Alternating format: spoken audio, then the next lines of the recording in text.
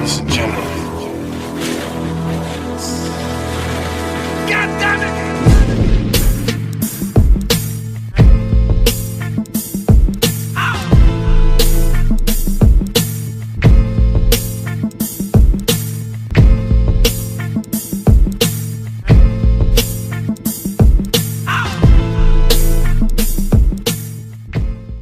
Good evening, everybody, and welcome to another edition of the Exporter Sports Talk Show, live on Raw Radio with your host, the NFLExporter.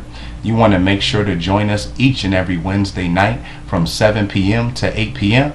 as we'll be covering everything that's trending, current, and for future reference concerning NFL and fantasy football.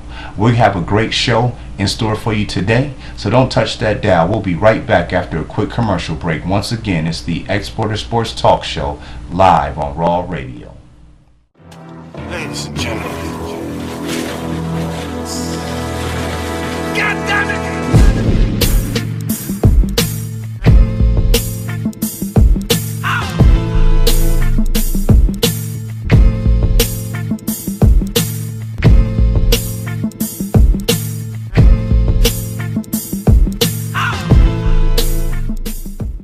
Welcome back, everybody, and thanks for tuning in again to the Exporter Sports Talk Show live on Raw Radio. You want to make sure to follow us online on Twitter at NFLExporter. That's NFLExporter. As I mentioned, we got off to a great start last week with our debut show where we broke down the entire NFC conference. Today, we're going to do the same and break down the entire AFC. We're going to start in the AFC South, and last year the Indianapolis Colts won the division, and I certainly think they're in line to do the same exact thing this year. They have a rising star and third-year quarterback Andrew Luck.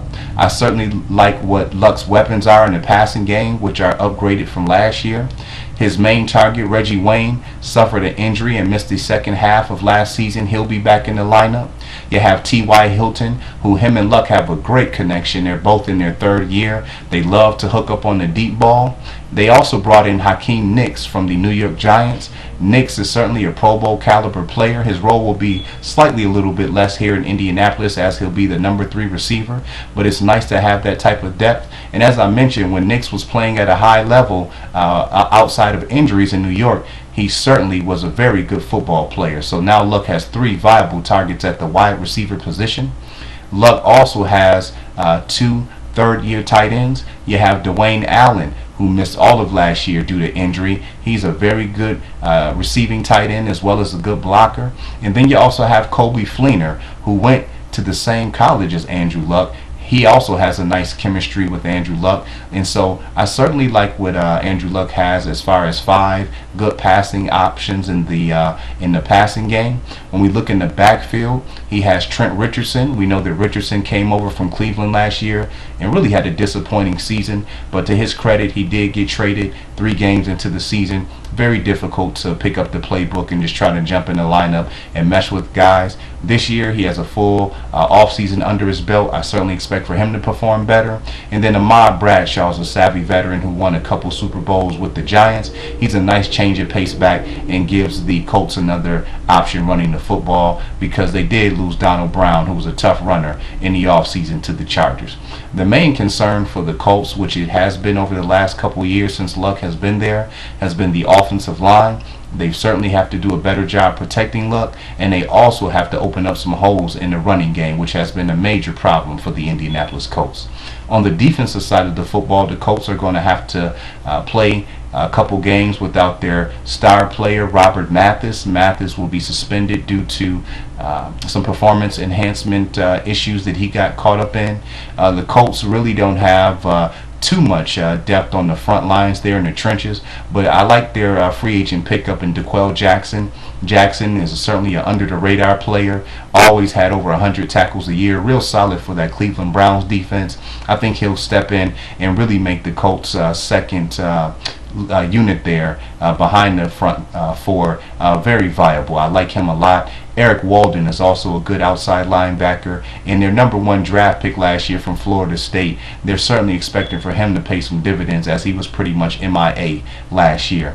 In the Colts secondary, they do have Vontae Davis, who was an excellent free agent pickup.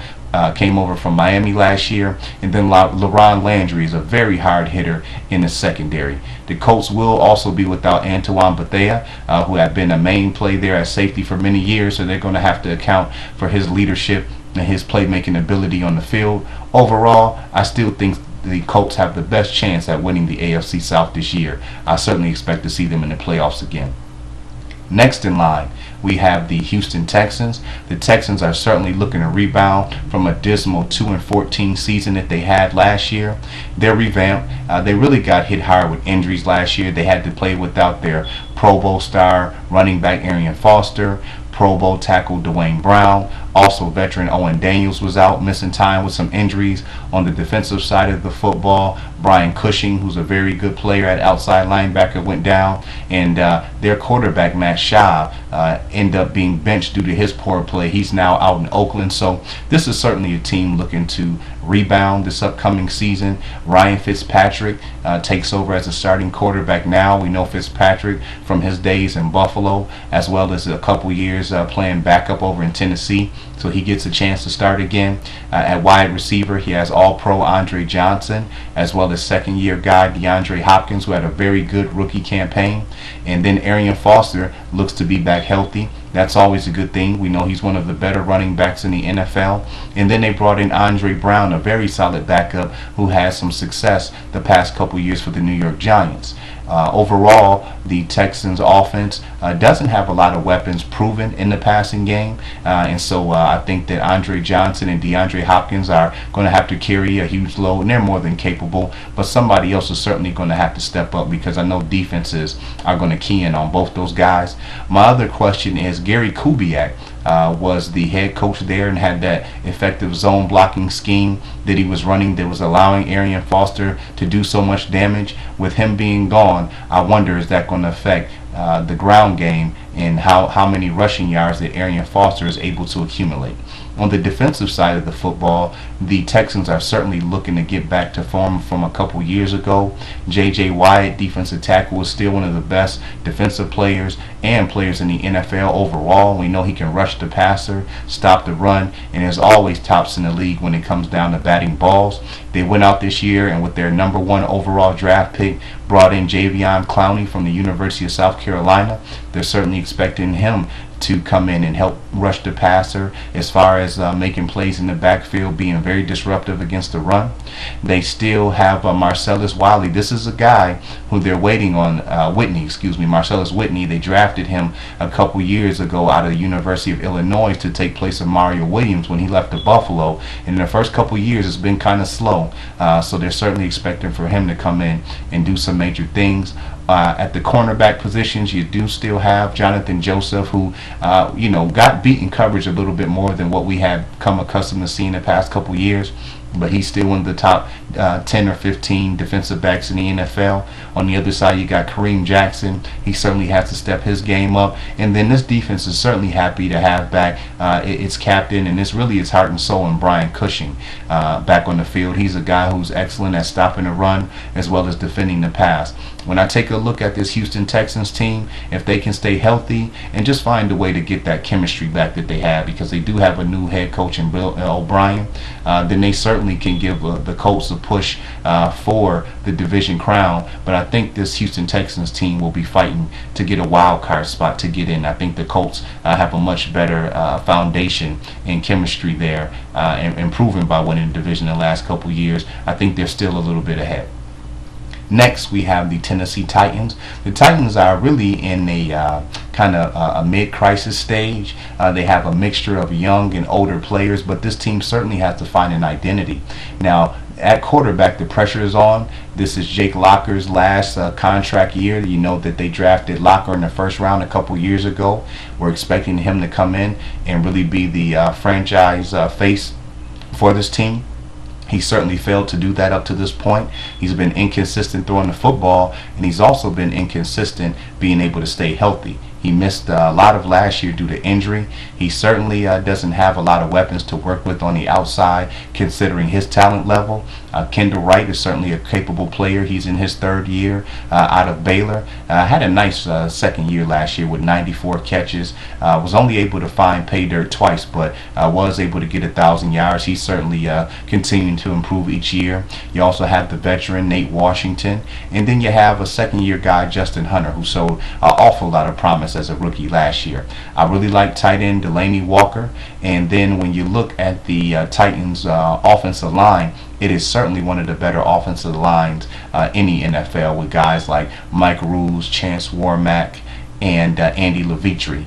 They went out this year and spent another first-round pick on tackle Lawan Taylor from the University of Michigan. So I certainly like that front line a lot. They're ranked in the top 5 to 7 offensive lines in the NFL. It's just a question of who's going to be running the football this year. They parted ways with running back Chris Johnson, and so now you have left Sean Green, who's an unproven commodity. And I really like rookie running back Bishop Sankey from the University of Washington. He's certainly a guy you want to keep an eye on. I think by the time that around mid-season is in, I think he'll be done proven enough, if not already by then, that he'll be the starting running back, and that'll certainly give the Titans running game some explosion that it needs.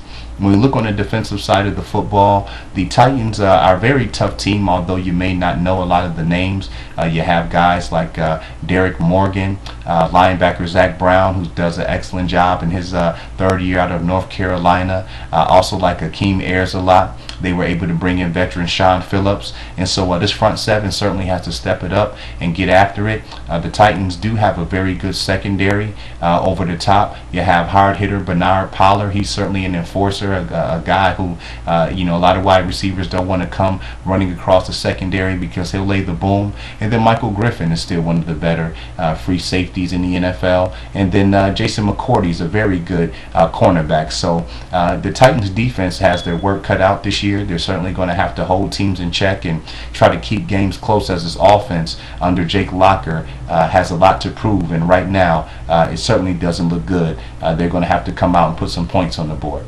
Last, we have the Jacksonville Jaguars, who are highly regarded as the worst team in the NFL, and rightfully so when you look at the talent that they have on paper. This year, on offense, they're going to be without Justin Blackmon, who's a great playmaker, but unfortunately has been getting in a lot of trouble off the field, so they'll certainly miss his big playmaking ability. Ace Sanders is another guy who missed a couple games due to off-the-field injuries. Cecil Shorts III, he's certainly one of a good young NFL receiver. Marquise Lee, their rookie they drafted from USC. Those will be the two starting receivers for quarterback Chad Henne. And so, neither one of those guys really scare defenses. They're going to have to come up with some creative ways to get those guys open, because at the running back position, Maurice Jones-Drew is no longer there. We're certainly used to seeing him in a Jaguars uniform. He's now out in Oakland. And so the Jaguars went and picked up Toby Gerhart. He was a second-string running back to Adrian Peterson out in Minnesota. Not too high on this guy. Doesn't, to me, look like he's a starting running back in the NFL, but that is certainly where the Jaguars have placed their cards. So they also have tight end Mercedes Lewis. He's a big target at 6'7", but in my opinion has certainly been an underachiever, and it could just be too poor quarterback play, as I think he has some upside and ability.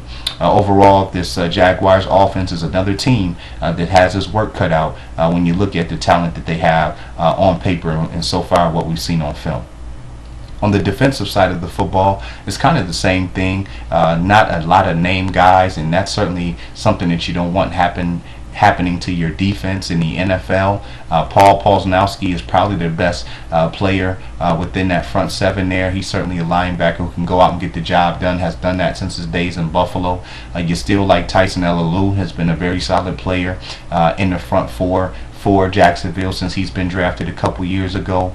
They also were able to go out and get veteran Chris Clemens from the Seattle Seahawks. They're certainly helping. He can come in along with Jason Babin, another veteran, and really help try to get some pressure and bolster that front line.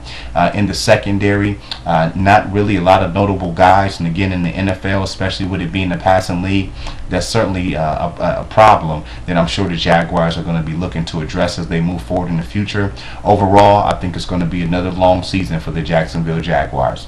That wraps up our first segment. We'll be right back. Once again, it's the NFL Exporter on the Exporter Sports Talk Show, live on Raw Radio. Stay tuned. Ladies and gentlemen.